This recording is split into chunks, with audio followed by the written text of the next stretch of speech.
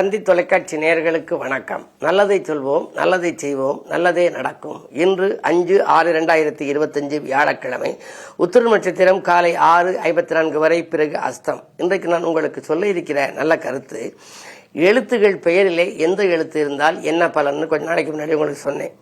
ஈ அப்படிங்கிற எழுத்து இருந்தால் சமுதாயத்தை சீர்திருத்துகின்ற அது எழுத்து. ஒருத்தருடைய பேரில் அதிகமாக ஈ இருந்துச்சு அப்படின்னா, இப்போ முதல் எழுத்து ஈ அப்படின்றது சிலருக்கு இளங்கோன்னு இருக்கு. இந்த ஈ என்ற எழுத்து உள்ளுக்குள்ள சில பேருக்கு வரும், ஈயில் வரும், பல பேருக்கு ஈ உள்ளேயும் வரும். அப்படி ஈ உள்ள வந்துச்சு அப்படின்னா சமுதாய சீர்திருத்தத்துக்கு முக்கியத்துவம் வாய்ந்தவராக இருப்பார், தலைவராகலாம் இருக்கலாம். அப்படி இந்த ஈங்கிற எழுத்து வந்தால் என்ன அப்படிங்கிறத பற்றி தெரிஞ்சுக்கணும். பொதுவாக செட்டிநாட்டு பகுதியில் தான் இந்த இனிஷியலுக்கு ரொம்ப முக்கியத்துவம் கொடுப்பாங்க. ஒரு வீட்டில் உள்ள விலாச அவங்களுடைய சாமான்களை எல்லாம் எடுத்து பார்த்தோம்னா நாவண்ண கீனா ஆனால் ஆனா அப்படின்னு இருக்கும். 4-5 தலைமுறைகள் அதில் இருக்கும். நாவண்ணானா நாராயணன் அர்த்தம், ஆனால் ஆனா அப்படின்னா அழகப்பன் அர்த்தம். ஆனால் அழகப்பன் மகன் அப்படின்னு போடுற போது ஆனால் ஆனாவுக்கு சிறப்புலகரம் போட மாட்டாங்க, பள்ளத்துக்குள்ள அந்த போடுவாங்க. அழகாபுரின்னு எழுதுனோம்னா அழகா இருக்க ஊர்னு அர்த்தம். ஆனால் அழகாபுரின்னு தான் எழுதுவாங்க. ஆனால் ஆனான்னு பள்ளத்துக்குள்ள ஊர், அழகாபுரின்னா குபேரப்பட்டினம்னு அர்த்தம். அது மாதிரி தேனப்ப செட்டியார் மகன் அப்படின்னா தேயன்னான்னு வரணும்ல, தேனப்ப செட்டியார் மகன். தேயன்னா வள்ளியப்பன், தேவ அப்படின்னு வர தேயன்னாவை தேனான்னு போட்டுருவாங்க, தேயன்னா போட மாட்டாங்க. தேயன்னானா தேய்தல் அர்த்தம், தேனானா தெய்வம்னு அர்த்தம். ஆகையினாலே சில எழுத்துக்களை எல்லாம் எப்படி மாற்றம் பண்ணினால் எப்படிங்கிறத அந்த நகரத்தார் பகுதியில் செட்டிநாட்டு பகுதியிலெல்லாம் வச்சிருக்காங்க. அதே மாதிரி இப்போ பலருமே இப்போ எண்கணித அடிப்படையில் கடைப்பிடிக்க ஆரம்பிச்சிட்டாங்க. ஈ என்ற எழுத்து உங்கள் பெயரில் இருந்து ஏதேனும் ஒரு எழுத்தாய் அமைந்திருந்தால் தாய் என்று கேட்பவருக்கு உதவுவதும் தங்கமனம் பெற்றவராய் வாழ்வார்னெல்லாம் உங்களுக்கு சொல்லியிருந்தேன். அதனுடைய கண்டினியூவா சொல்றேன். ஒருவருடைய பெயர்ல அதிகமாக ஈ இருக்கு அப்படின்னு வச்சுங்க, ஒரு 4-5 ஈ இருக்கு அப்படின்னா ஏ இருக்கலாம். ஏ இருந்தா கோபுரம் எடுத்து வாழ்க்கை கோபுரம் மாதிரி உயரும். ஈ இருந்தா ஆராய்ந்து பார்ப்பதிலே வல்லவர் தான். அவங்க எதையுமே ஆராய்ஞ்சுதான் முடிவெடுப்பாங்க. அனுசரித்து போவதிலே நல்லவர் தான். கடைசி முடிவில் சரியா அனுசரித்து போயிடும்னு வந்துடுவாங்க. கூறான மதிவளத்தால் நாடி வந்தோர் குறை தீர யோசனைகள் சொல்லி வைப்பார். யாரு வந்தாலும் சரி யோசனைகள் நல்லா சொல்லுவாங்க. போராடும் குணமில்லை, இவங்களுக்கு போராடுகிற குணம் இல்லை. ஆனால் வந்த வம்பை விடமாட்டாங்க, வலிய வம்புக்கு போக மாட்டாங்க. நரம்பு நோய்கள் பொல்லாத குடல் நோய்கள் இவருக்கு உண்டு. குடல் நோய், நரம்பு நோய் இவர்களுக்கு இயற்கையிலேயே வருமா. வேரோடு அதை வீழ்த்த கவனம் தேவை. ஆரம்பத்திலேயே கவனிச்சுக்கணும். இந்த ஈங்கிற எழுத்துக்காரர்களுக்கு அதிகபட்ச நரம்பு நோய்கள் வரும்னு சொல்லி போட்டிருக்காங்க. விதிமாற வழிபாடும் சேர்ந்தால் நன்மை அப்படின்னு. பொதுவாகவே எண்கணிதம் ஒன்று, அதே நேரம் ஜாதகம்தான் அடிப்படை. அஸ்ட்ரோ நியூமராலஜி அடிப்படையில் உங்களுக்கு ஜாதகம்தான் முக்கியத்துவம், தாய் மாதிரி. அதனால ஜாதக அடிப்படையில் நீங்கள் தேர்ந்தெடுத்து வழிபாடுகளை மேற்கொள்கிற பொழுது வாழ்க்கை மிக சீராகவும் சிறப்பாகவும் அமையும். இருந்தாலும் பெயர் என்ற எழுத்திலே இருக்கக்கூடிய எழுத்துக்கள் புரோனாலஜி என்ற அந்த வடிவ ஜோதிடமும் அதே நேரம் ஒலி ஜோதிடமும் உலகை ஆளுகிறதுங்கிற நல்ல ஒலி உச்சரிக்க நன்மைகள் நடைபெறும். ஆகையினாலே தான் நம்முடைய பெயர் ஒலி நன்றாக இருக்கிறதா என்று ஒலித்து பார்ப்பது நல்லது. ஆக இதே போன்று உங்களுடைய பெயர்களையும் உங்களுடைய ஜாதகத்தையும் ஒரு முறை புரட்டி பார்த்து சரியான அமைப்பில் இருக்கிறதா என்று கண்டறிந்து வைத்துக் கொண்டால் உங்கள் வாழ்க்கையும் வளமாகும் என்ற கருத்தை தெரிவித்து இன்றைய ராசி பலன்களை இப்பொழுது உங்களுக்கு வழங்கப் போகின்றேன்.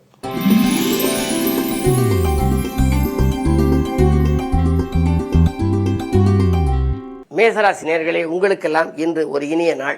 ஆரோக்கியம் சீராகி ஆனந்தப்படுத்தும் நாள். அதிகார வர்க்கத்தின் ஆதரவோடு ஒரு நல்ல காரியம் நடைபெறப் போகிறது.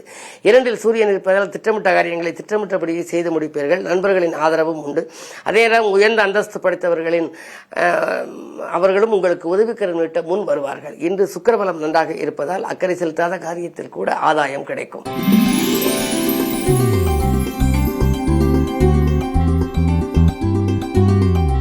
ரிஷபராசினியர்களே, உங்களுக்கெல்லாம் புண்ணிய காரியத்திற்கு பொருளுதவி கொடுத்து மகிழும் நாள். புகழ் ஒன்றையே குறிக்கோளாக கொண்டு வாழும் உங்களுக்கு இன்றைக்கு ஒரு நல்ல காரியம் ஒன்றை செய்து முடித்து அதன் மூலமாக நன்மைகளை வரவழைத்துக் கொள்ளப் போகின்றீர்கள். முன்னேற்ற பாதையில் இருந்த முட்டுக்கட்டைகள் அகலும். கண்ணேறுபடும் விதம் உங்கள் முன்னேற்றம் வரப்போகின்றது. ஏனென்றால் 2ஆம் இடத்திலே புதன் சொந்த வீட்டில் சஞ்சரிக்கின்றார். தனஸ்தானம் வலுவாக இருப்பதனாலே பொருளாதாரம் திருப்திகரமாக இருக்கும். பணப்புழக்கம் நன்றாக இருக்கும். வாங்கல் கொடுக்கல்கள் சீராகவும் சிறப்பாகவும் இருக்கும். பழைய கடன்களை பைசல் செய்துவிட்டு நிம்மதியான வாழ்க்கை அமைத்துக் கொள்ள இன்று நீங்கள் நினைத்தது நிறைவேறும். இந்த நாள் நல்ல நாள். உடல் ஆரோக்கியமும் உங்களுக்கு ஒத்துழைக்கும்.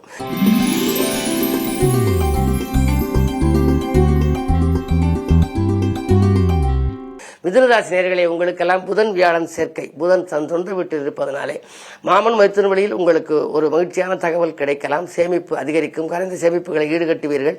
வெற்றி செய்திகள் வீடு வந்து சேரலாம். வெளிவட்டார பழக்க வழக்கம் விரிவடையும்.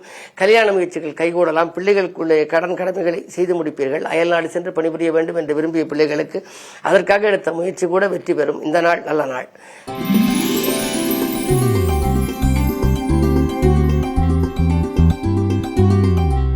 கடகராசி நேயர்களே, உங்களுக்கு அஷ்டமத்திலே சனி, அதோடு ராசியில் செவ்வாய் சனி பார்வை இருப்பதனாலே நீங்கள் ஒவ்வொரு நாளும் உங்களுக்கு ஒவ்வொரு ஏதாவது ஒரு சிக்கல்களும் சிரமங்களும் வந்து கொண்டே இருக்கும். செவ்வாய் பேச்சு வரை பொறுமையாக இருக்க வேண்டும். வழிபாடுகளை மேற்கொள்ள வேண்டும். குறிப்பாக 12ஆம் இடத்திலே குரு இருக்கின்றார். இன்றைக்கு குருவாரம். விரயங்கள் அதிகரிக்கத்தான் செய்யும். வரவு 1 மடங்கு வந்தால் விரயம் 2 மடங்காகலாம். பயணங்களை கூட மாற்றியமைத்துக் கொள்வது நல்லது.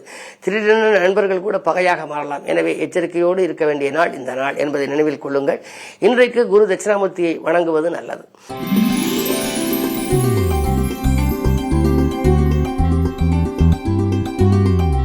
சிம்மராசி நேயர்களே, உங்களுக்கு 7லே சனி இருப்பதால் குடும்ப பிரச்சனை கொடிகட்டி பறக்கும். சேமிப்புகள் கரையலாம்.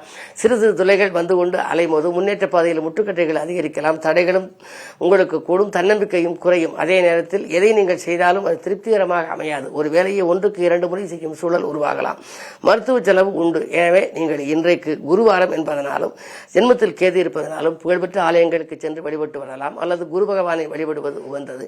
அது மட்டுமல்ல, ஜென்மத்தில் கேது இருப்பதால் உங்கள் குலதெய்வ வழிபாடு நன்மைகளை வழங்கும்.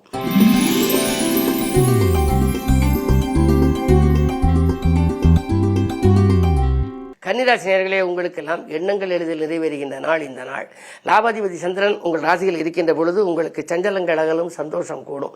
நினைத்தது நிறைவேறும் விதத்தில் உங்களுக்கு இந்த நாள் இனிய நாளாக அமையும். மதிப்பு மரியாதையும் கூட போகின்றது. பொருளாதார பற்றாக்குறை அகலும்.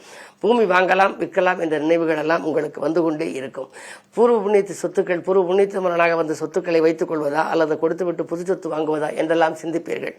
பயணங்கள் உங்களுக்கு பலன் தருவதாக அமையும். அதே நேரத்தில் 10ல் குரு இருப்பதால் உத்தியோகத்தில் உள்ளவர்கள் புது இடத்திற்கு விண்ணப்பித்திருந்தால் அது கைகூடக்கூடிய விதத்தில் இன்று நல்ல சம்பவங்கள் நடைபெறும்.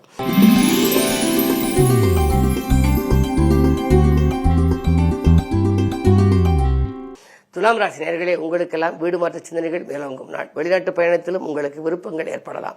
குரு பார்வை இருப்பதால் இதுவரை இருந்த தடைகள் எல்லாம் இப்பொழுது அகலும். பொதுவாகவே குரு பார்த்தால் தடைக்கற்கள் எல்லாம் படிக்கற்களாக மாறுகின்ற ஒரு சூழலை உருவாக்கிவிடும். 9லிருந்து குரு பார்ப்பதால் பெற்றோர்களின் பிரியம் அதிகரிக்கும். தொழிலை வளப்படுத்திக் கொள்ள பெற்றோர்களின் ஆதரவு உங்களுக்கு கிடைக்கும். 8லே சூரியன் இருப்பதால் அரசு வழியில் சில பிரச்சனைகளை சந்திக்க நேரிடும்.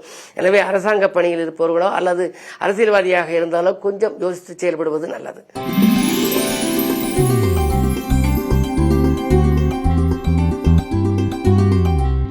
விருச்சிக ராசி நேயர்களே, உங்களுக்கெல்லாம் இன்று வருமானம் பெருகி வளர்ச்சி கூடுகின்ற நாள். உதவிக்கரம் நீட்ட அதிகமான நண்பர்கள் உடன் வருவார்கள். உங்களுக்கு 7லே சூரியன் இருக்கின்றார். உங்கள் ராசிக்கு 7ல் சூரியன்.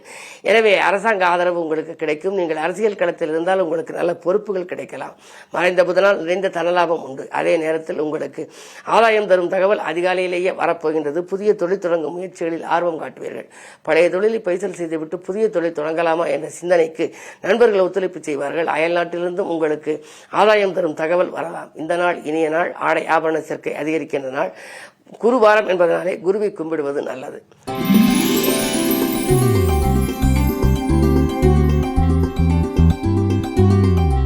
தனுசு ராசி நேயர்களே, உங்களுக்கெல்லாம் இன்று தடைகள் அதிகரிக்கின்ற நாள். தன்னம்பிக்கை குறையும். எதிலும் முன் யோசனையுடன் செயல்படுவது நல்லது. 3ஆம் இடத்திலே சனி இருக்கின்றார். உடன்பிறப்புகளே உங்களுக்கு எதிரியாக இருக்கலாம்.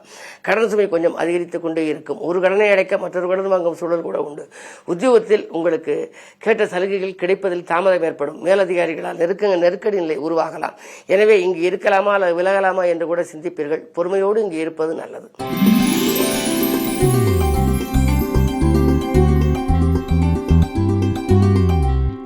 மகர ராசி நேயர்களே, உங்களுக்கு 2ஆம் இடத்திலே சனி ராகு. எனவே உங்களுக்கு குடும்பத்தில் பிரச்சனைகள் கொஞ்சம் அதிகரிக்கலாம். பம்பரமாக சுழன்று நீங்கள் பணிபுரிந்தாலும் உழைப்புக்கேற்ற பலன் உங்களுக்கு கிடைக்காது. பாடுபட்டதுக்கேற்ற பலன் கிடைக்காமல் போகலாம். வாக்குவாதங்களை தவிர்ப்பது நல்லது. சிறிய வாக்குவாதமே பெரிதாக வளர்ந்துவிடும். 7லே செவ்வாய் இருப்பதால் தைரியமும் தன்னம்பிக்கையும் குறையாமல் பார்த்துக் கொள்ளுங்கள். எதிர்மறை சிந்தனைகளை அகற்றி நேர்மறை சிந்தனைகளை வளர்த்துக் கொள்ளுங்கள். இந்த நாள் இனிய நாளாக அமையும்.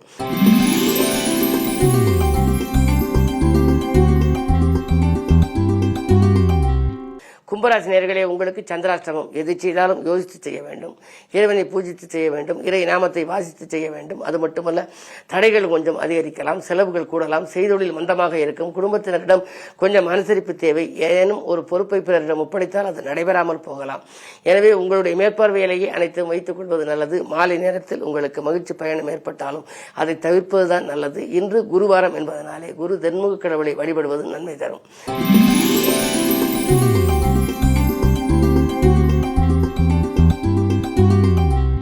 மீனராசி நேயர்களே, உங்களுக்கு 2லே சுக்கிரன் இருப்பதால் ஆடை ஆபரண சேர்க்கை உண்டு. அதிகார வர்க்கத்தின் ஆதரவு கிடைக்கும். உத்தியோகத்திலே அலுவலகத்திலே உங்களுக்கு மரியாதைகள் கூடும். ஆனால் அதே நேரம் உங்களுக்கு அலுவலகத்தில் உள்ள ரகசியங்களை வெளியில் நீங்கள் சொல்ல வேண்டாம். உங்களுக்கு இடையூறு தந்த மேலதிகாரிகள் இந்த திடீரென மாற்றப்படலாம். அதே நேரத்தில் உங்களுக்கு 3ஆம் இடத்தில் சூரியன் இருப்பதனாலே நீங்கள் புதிய வேலைக்கு முயற்சித்தால் அது உங்களுக்கு கைகூடும். அயல்நாட்டில் உள்ள நல்ல நிறுவனங்களில் பணிபுரிய இதுவரை நமக்கு அழைப்புகள் வரவில்லையே, இவ்வளவு விண்ணப்பித்தும் பலனில்லையே என்று நினைத்தவர்களுக்கு இன்றைக்கு அயல்நாட்டிலிருந்து கூட அழைப்புகள் வரலாம். வரும் அழைப்புகளை ஏற்றுக்கொள்ளலாமா என்பது உங்களுக்கு 7 நடப்பதனாலே சுய ஜாதகத்தை ஒரு முறை புரட்டி பார்த்து திசாபுத்தி பலம் பெற்றிருந்தால் ஏற்றுக்கொள்வதில் தவறில்லை. எனவே இன்று எதையும் யோசித்து செய்வது நல்லது. மேலும் விவரங்கள் அறிய தினத்தந்தி படியுங்கள்.